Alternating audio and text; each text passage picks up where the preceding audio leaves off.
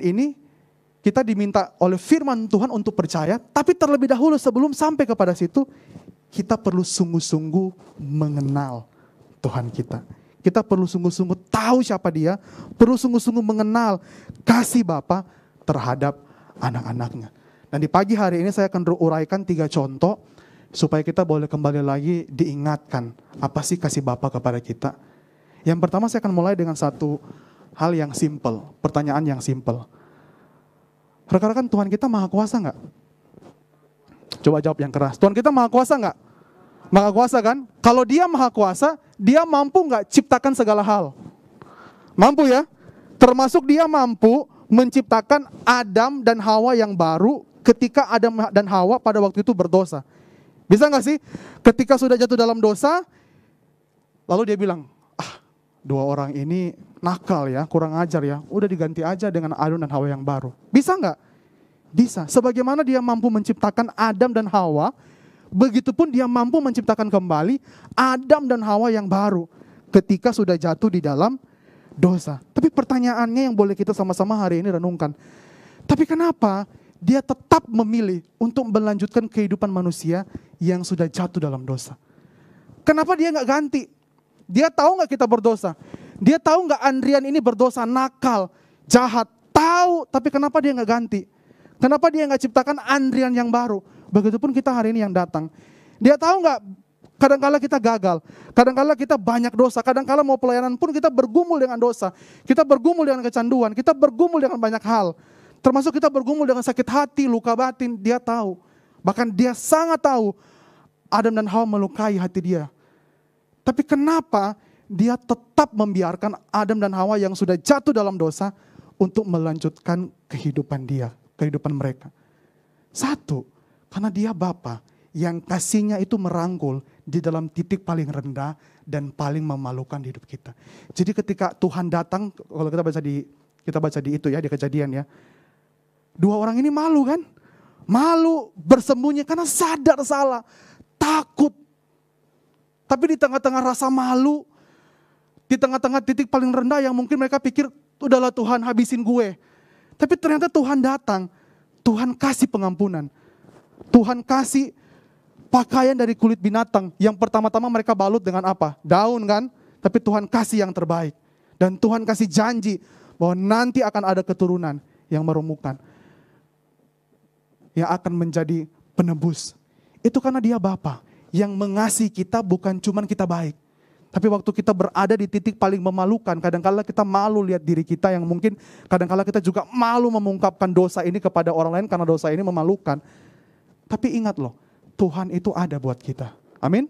Dia Allah yang merangkul kita sampai di titik paling rendah kehidupan kita. Maka kalau Dia Allah yang demikian, respon kita ke Tuhan semestinya kita mengasihi Tuhan tanpa batas. Kita mengasihi Tuhan tanpa ada apa-apa. Mau kita hari ini ngalami suka duka, kasih kita kepada Tuhan mestinya makin besar. Mestinya makin besar. Karena begitu pun Dia ke kita.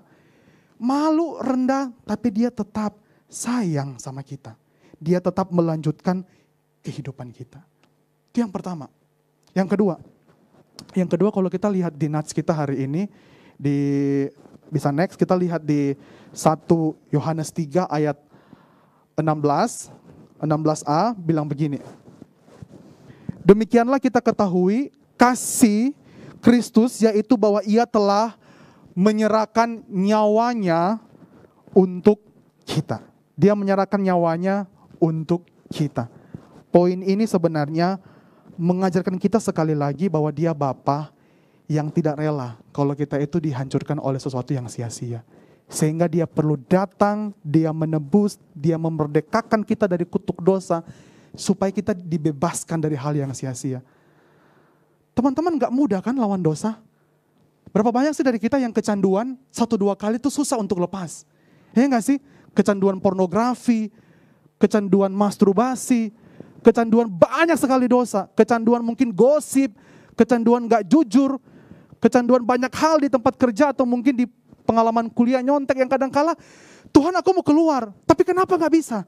Aku udah lakukan A, B, C, tapi kenapa ya gak keluar-keluar? Begitupun banyak orang kita lihat ya, buat dosa, masuk penjara, masuk lagi. Karena memang kekuatan dosa itu mengikat kita, memperhamba kita. Maka Tuhan sayang kepada kita, supaya hidup kita di dunia ini gak dihancurkan oleh hal yang sia-sia. Maka dia bebaskan itu kepada kita dan dia menyerahkan nyawanya, supaya kita bisa menang dan punya kekuatan untuk melawan si jahat. Dan Tuhan bilang ya, roh yang ada dalam kita tuh lebih besar. Karena ada dia. Maka saya pikir-pikir Tuhan baik ya. Tuhan gak bikin hidup kita cuma 30, 40, 50 tahun di dunia ini sia-sia.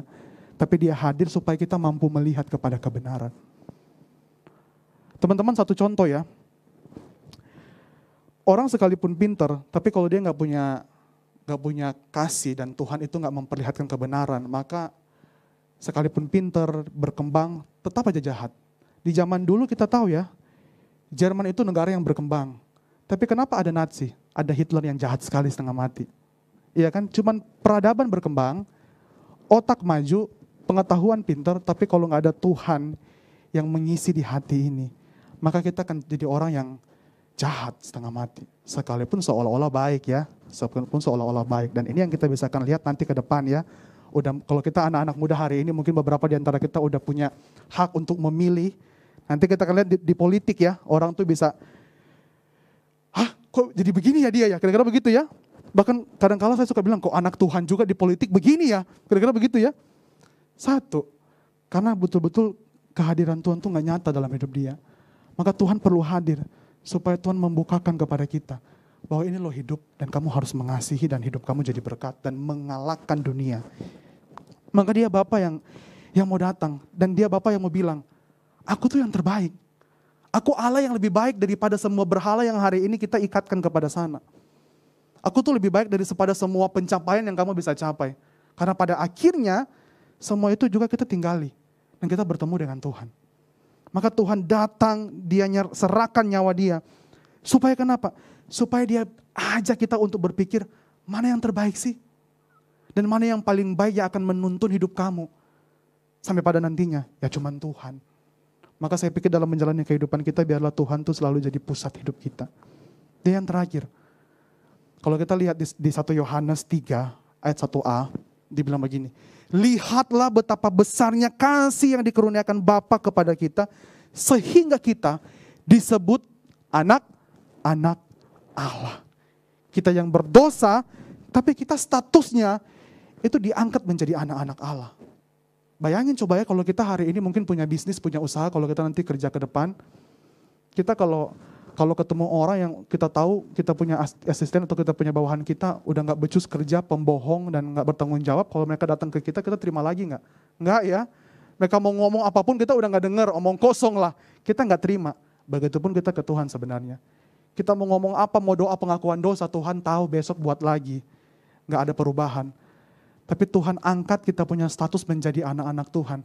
Supaya ada karunia dari Tuhan untuk kita. Dan status ini menjadi anak-anak Tuhan membuat kita bisa melihat bahwa Bapa kita, Tuhan kita, Tuhan Yesus itu mau dekat dengan kita. Dia turun jadi manusia. Karena dia mau dekat, dia mau peluk kita. Dia mau jadikan kita anak-anak dia.